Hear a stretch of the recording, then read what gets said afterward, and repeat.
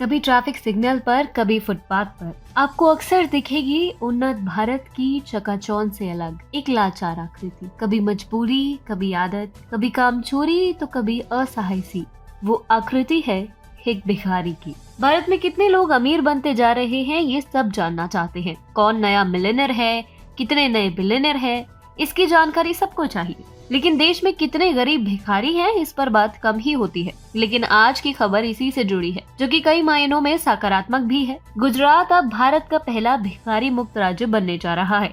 यानी अब आपको यहाँ पर भीख मांगते भिखारी नहीं दिखेंगे। क्या है इसके पीछे का कारण, जानेंगे TFI पर मेरे यानी दीक्षा नेगी के साथ। तो चलिए आरंभ करते हैं। गरीबी दो प्रकार की होती है। एक होती है असल मायनों में गरीबी, जब आप आवश्यक संसाधनों से भी वंचित रहें या आपको उसके लिए बहुत यत्न करना पड़े।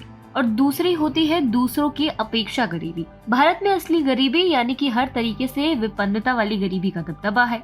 ऐसा एक बड़ा तबका जीविका के लिए भिखारी बनता है। भिखारियों के पीछे माफिया, बाहुबलियों की एक फौज भी होती है। इस सिंडिकेट से कोई नहीं लड़ना चाहता और वर्षों से भारत की छवि को इसके जरिए नुकसान पहुंचाया जा रहा है। सरकार इस तंत्र से लड़ने की हिम्मत नहीं जुटा पाई, लेकिन अब गुजरात सबको चौंकाते हुए एक बड़ी योजना लेकर आ रहा है। पिछले हफ्ते वडोदरा से राज्यव्यापी भिखारी मुक्त अभियान शुरू हो गया है, जो गुजरात के अन्य सभी मेट्रो स्टेशन में भी फैलाया जाएगा। इस योजना का उद्देश्य भिखारियों को कौशल आधारित प्रशिक्षण के माध्यम से सशक्त बनाना है और शहर को भिखारी मुक्त करने पर काम करना है। आपको बताते चले कि अगले 100 दिनों में वडोदरा को भिखारी मुक्त बनाने का लक्ष्य रखा गया है। महिला एवं बाल विकास राज्य मंत्री मनीषा वकील ने अगले 100 दिनों में शहर को भिखारी मुक्त बनाने के लिए रणनीति बनाने और प्रभावी ढंग से काम करने के लिए सांसद, महापौर, नगर आयुक्त, विधायक, पुलिस आयुक्त, समाज कल्याण विभाग आदि के साथ बैठक की। आने वाले दिनों में गुजरात के वडोदरा से एक मेगा ड्राइव शुरू होगी और इसमें प्रशिक्षण की अनेकों योजनाएं होंगी,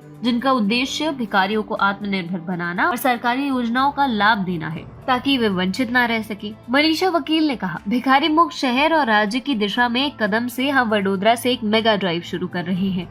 उसके बाद गुजरात के अन्य मेट्रो स्टेशनों में इसे शुरू किया जाएगा।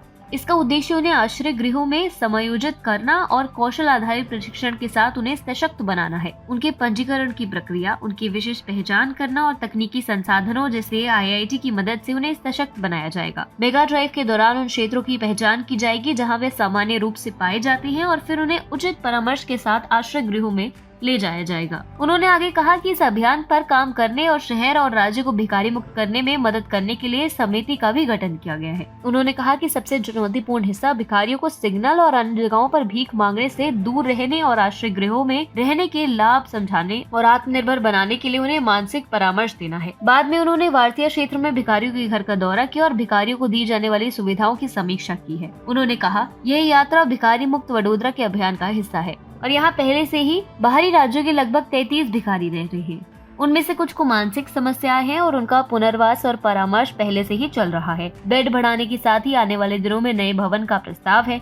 उनके आत्मविश्वास को बढ़ाने के लिए व्यक्तिगत स्पर्श की आवश्यकता है। गुजरात में माफियाओं के संबंध को समझाने की कोशिश करते हैं। अहमदाबाद में ड्रग माफिया अपनी नई सिंथेटिक दवाओं के लिए प्रशिक्षण हेतु भिखारियों पर प्रयोग करते हैं। एक ऑन ग्राउंड जांच से पता चला है कि ड्रग माफिया भिखारियों को लक्षित कर रहे हैं और इसके प्रभाव और प्रभाविकता की जांच करने के लिए अपनी मादक गोलियों और पाउडरों को आजमा रहे हैं। यानी अब ड्रग सिंडिकेट में भी भिखारियों का प्रयोग किया जाने लगा है। यदि दवा ट्रायल सफल हो जाती है तो इससे ड्रग्स के लिए कालाबाजारी के माध्यम से अन्य लोगों तक पहुंचाया जाता है। माफिया आमतौर पर भिखारी और बेघर लोगों को शहर की चारदीवारी के साथ साथ रेलवे स्टेशन और बस टर्मिनल से उठाते हैं। कई मामलों में ड्रग्स ने भिखारियों को जीवन मृत्यु की स्थिति में डाल दिया है। ऐसे ही एक भिखारी सलीम मोहम्मद का घर कालूपुर रेलवे स्टेशन के बाहर फुटपाथ है। वह 38 वर्षीय व्यक्ति भीख मांगता है और उसका दोष है कि वो गांजा पीता है। लेकिन जब उसी फुटपाथ पर रहने वाले एक अन्य भिखारी ने हाल ही में आई एक नई दवा की पेशकश उसके सामने की तो उसने इसे आजमाने का फैसला किया। हालांकि कुछ ही मिनटों में उसे उल्टी होने लगी और नाक से खून भी बहने लगा।